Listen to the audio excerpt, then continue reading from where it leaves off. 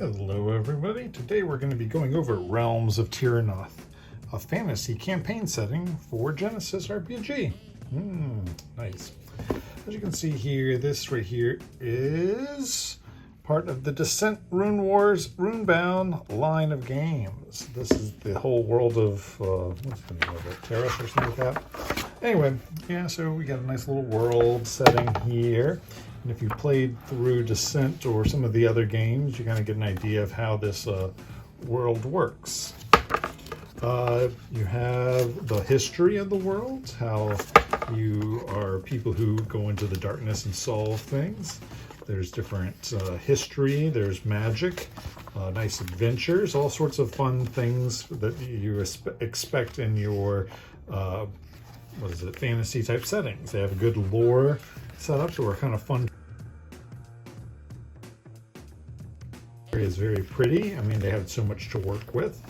It's really great. They talk about how everything started and how the world was made with dragons and elves and all that normal fun stuff, and how corruption happens and bad things happen, kingdoms rise and fall, and chaos forms, and all this other normal, what I would consider fun fantasy tropes, and fairly decent and epic for gaming.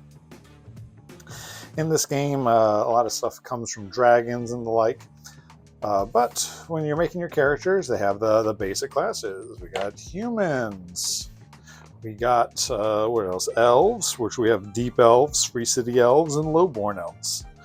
We also have dwarves, so that's nice. We have forged dwarves and Dunwar dwarves, which are the old types of dwarves. There's different types of orcs, whether you're from the plains, stone dwellers, or Sunderland orcs, or something like that. You have half cat folk and half cat folk, which have different things. You got gnomes, and there's a couple different kinds of gnomes. A bunch of I think that's just your tiny people. You have different careers and stuff like that. They added mages and primalists and stuff like that, which is really great for if you have the original. You have to have the original Genesys to play this.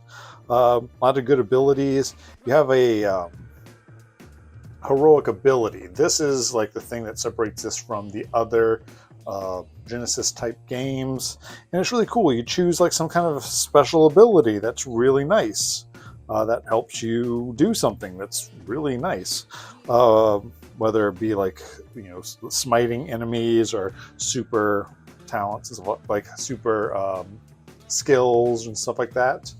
Really cool, and they level up, so that's even cooler. You got new talents and stuff like that. Everyone loves their talents in this game because that's where you spend your little advantages and such like that. Good weapon choices, and gives you a good idea of what to do with those. Let's see, anything else here that I really liked? Oh yes, crafting. This was a good ability that they added in this game, and you can kind of use this in a lot of other type of games. So that's a cool ability to have for any of the Genesys RPGs that you're running. The magic in this game is fairly, I guess, to be expected. I don't want to say generic. They have cool stuff, but then one of the things I did like about it was like the rune shards and what they can do and the different abilities they can bestow upon the players or a kingdom or something like that. Really nice. They even have bard magic, and they have shaman magic. They have elven magic. Let's see what other magics they got. Yeah, there's all kinds of fun little things you can do with that, different flavors. Then it gets into the lands, explaining each of the regions and all that stuff like that. And also, I guess, like, I would say bestiary, but just NPC profiles that they have here for you, that's going to be in that region.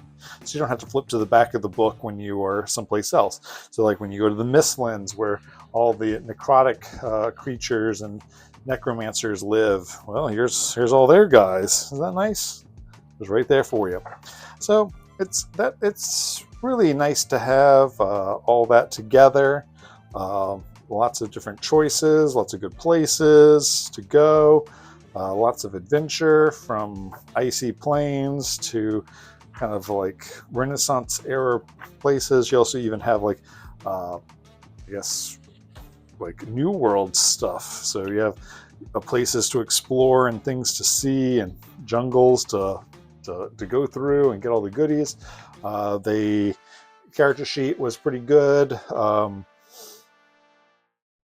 I don't know. I feel like I didn't like how they added so many additional skills to combat, but I get why they did that to kind of like level things out. Your talents and specialties. They also did a little skill pyramid for you, our talent pyramid. Is that right? Yeah. So that's pretty good. So overall, Realms of Terrinoth was a cool book. I think it helps bring Genesys into a fantasy realm setting, and for the most part, I really did enjoy it. And I think it's a setting a lot of people love, like fantasy settings are what people like, and it's nice to see them put the work in to make a very fleshed out setting.